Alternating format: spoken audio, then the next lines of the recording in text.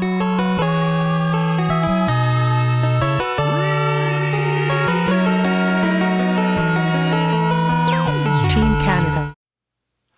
up guys, I'm SeeJayAre and welcome back to another garage sale pickups video. No in-car footage today as you can see, or spy camera footage. I didn't go out for very long, so I didn't bother filming. I got a few things though. I wasn't planning on doing an episode, but I ended up finding some pretty decent stuff here and some interesting stuff to talk about. So I thought I would do an episode. The reason why I'm in this area, over in my record collection area, is because of this chair. I gotta show you guys this amazing chair that I picked up. I'm just gonna step out of the way here. This is a vintage 70s chair, and I just thought it would fit so well in the record collection area where I can kind of sit and listen to records with my headphones on. This wasn't even a garage sale pickup. This was actually in the garbage on the side of the road. So it's in pretty good shape. It's got a couple little stains here and there, but other than that, it's super sturdy. I'm extremely heavy right now, and it holds my weight with no problem. It's actually quite comfortable too, and it obviously swivels really well. So this was out in the garbage. My grandfather used to have some of these, so I think these are like between late 60s and early 70s, I would think. Really cool chair. So that's pickup number one, and that's why we're over here. I just thought it'd be an interesting change of scenery. Okay, so it's gonna sound like I farted a lot though, as you can hear. It's like, I don't know, it's probably pleather or something, or some sort of vinyl, I don't know. Last weekend I was in Mont-Tremblant, Quebec for my wife's Ironman. If you don't follow me on Instagram, the link is in the description below. You can kind of see what I'm doing for my day-to-day, a bunch of stuff that I pick up. Stopped at one garage sale. I posted, I thought it was interesting because the garage sale sign was in French, so check out my Instagram if you want to. Picked up a Nintendo 64. This thing is disgusting, water damage. I'm gonna do a will it work episode on this, so stay tuned for that. Paid $8. If it doesn't work, came with all the cords, no controllers, no games. Even this, you know, the little cover, this cover I can salvage. The power adapter, that's worth $8. So I was willing to pay. I offered him 5. He said 10. We met at 8. So check out the Will It Work episode coming shortly after this video. Okay, in terms of today's stuff, I am going to work from my right to left. One of the first things I picked up was this. Now this is actually for holding shot glasses. I paid $2 for it. It's actually got the stuff to hang, and what I got it for is for more Game Boy games. People ask where I got my Game Boy holders. It's inside my ottoman, and this is the kind of thing I get. So they'll fit sideways. That's pretty much the only way. I don't think they'll fit this way, and they just fit with their cases on. So this will hold, I don't know, I think probably 100 Game Boy games without the cases.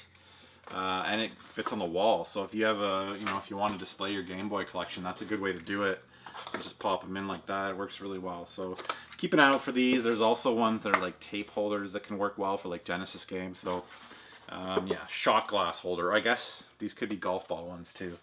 But I'm pretty sure there were shot glasses, and you can see there's like a ring of dust in a circular shape.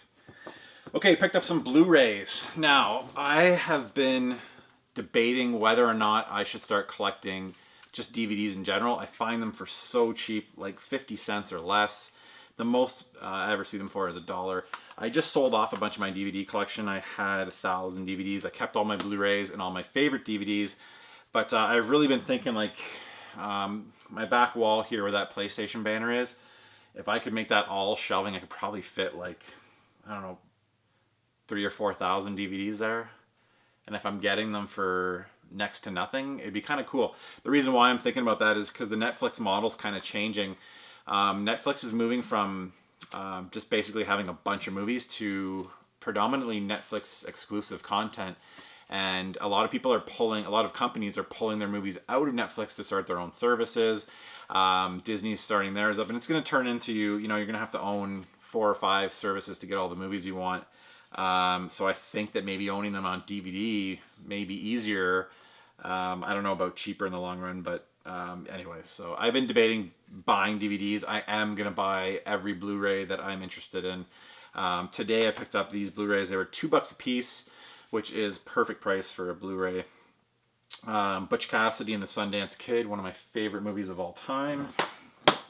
The Sandlot, 20th anniversary. There's like some cards in here, like baseball cards of each character. Really cool. That's pretty washed out. Sorry. Django Unchained. I don't think I actually own this on Blu-ray or DVD yet. And kind of the wild card here is Chronicle. This is a pretty good movie. Now, I think, did Steven Spielberg have some sort of tie to this? I forget. It's a very good movie. It's like a superhero movie, basically. This group of teens get special powers. And basically one of them uses it kind of for evil. He goes down one route and the other teens go, you know, use it for good. But I highly recommend checking that movie out. Chronicle, director's cut. $2 a piece. What's next here? Picked up some vinyl records. Fitting that we're in the vinyl area. A couple Donna Summer albums. This is Love to Love You Baby. These are all in like mint condition. $1 a piece. Donna Summer, The Wanderer. This is the Manhattan's Greatest Hits. Happy to see this. I don't have that in my collection. I know that for a fact. I believe I have this one. This is Diana Ross, I think self-titled, from what I remember. Yeah. I got crucified in my vinyl collection video because I didn't know the name of albums. I don't know the name of every album under the sun. Test me on my 90s hip-hop or rock and grunge, and I'll know all those, but I can't possibly know every album of every single genre of music. So these guys who I guess were rock fans, and I messed up a few or didn't. I had to look on the spine for a few. They're like, "How does this guy not know this Zeppelin album?" I'm like, come on, man. What's your favorite Mobb Deep album? You know, like, what's Mobb Deep? Exactly. You don't know anything about hip hop. I don't know everything about rock, right? I'm also from the generation that, like, yeah, I guess I bought CDs, but you know, I didn't have those albums when I was a kid, so I don't know every album cover. Anyways, Diana Ross. Didn't have that. No idea what this is. If anybody does, let me know in the comments. This is actually still sealed. Brand new. This is Lakeside Fantastic Voyage. Please tell me that that's where they pulled the sample for Coolio's Fantastic Voyage. I would love it. I'd be happy just for that. I have no idea who Lakeside is. But if this would be great if they pulled that come along and ride on a. I hope that's where that sample's from. I'm going to check that out right after this video. Let me know in the comments if you know. This is Clear. Winners? I have no idea what this is. Looks like another R&B group. Well, I mean, that's kind of prejudice, racist. I mean, that could be country for all I know. But I'm assuming it's R&B. Gladys Knight and the Pips, Still Together. So some good albums. You know, I find a lot of generic rock and Neil Diamond albums and Bob and Doug McKenzie comedy albums up here in Canada. So I don't see a whole lot of, you know, Motown, R&B, blues, anything like that. Definitely no hip-hop. I paid $5 for those. I think there were 7 albums. Picked up a copy of Nightmare in really good condition. Has everything in here from what I could tell. And I've been hearing people flipping these. This one is in really good shape. It was only $3. Extremely well kept. Here's the VHS. So Nightmare is a VHS board game that was popular in, I believe, the early 90s. Maybe even late 80s. What's the date on this? 1991. So I think I might actually play this with the boys and maybe my wife. I just remember playing this as a kid. The Keymaster, I believe his name was. Basically, it's a VHS game, VHS board game. And this character, the Keymaster, comes on and tells you what to do and stuff like that. So it was kind of cool technology for back in the day. I've heard these flip for like... I mean, I saw somebody at a swap selling this for $60. I doubt they got that. I would assume that these would go for, I don't know, $30 around here. But just a really cool item from my past. Most likely I'll just hold on to it. put it on the shelf. Really nice to find. I'm gonna double check and make sure, see exactly what's supposed to be in there, but it looks really well kept, and I'm assuming it's complete. Okay, we picked up a few original Power Rangers toys. Shout out to Nick. Nick is the guy that I did the podcast with. You probably saw on this channel. He messaged me. He's from the same town as me, same city as me, and he said, my parents are having a garage sale. I've already instructed them not to sell my video games, so don't even try. But he had some pretty cool toys. So it was cool for my boys to go buy some of the old toys that Nick played with. I thought this was pretty cool. This is Risk Plants vs. Zombies. Now, I've been playing the original Plants vs. Zombies on my new LG G7 Thin Q phone that I got. LG actually sent that over. Really been enjoying that phone. And I've been looking for some new mobile games to play on my new device. And of course, I go back and the first thing I download is the original Plants vs. Zombies. I've been playing through that, and Andrew's been playing through it on my LG phone too. So he's really been into Plants vs. Zombies. We both have. So I saw this. This is Plants vs. Zombies Risk. And they actually have a skirmish mode that looks like the original mobile game down here, where it's like the backyard with the square spaces. So really interesting. I think this could be a really cool variation of Risk. So I picked that up. I paid $5 for this. And then they had a Plants vs. Zombies little, I don't know, graphic novel. Lawn-mageddon. So Andrew flipped through that. What did I say? $5 for that stuff. Next pickup. I saw this sitting in the driveway at a house. I offered $5. They took it. Basically, it's that crazy golf game for the original Xbox.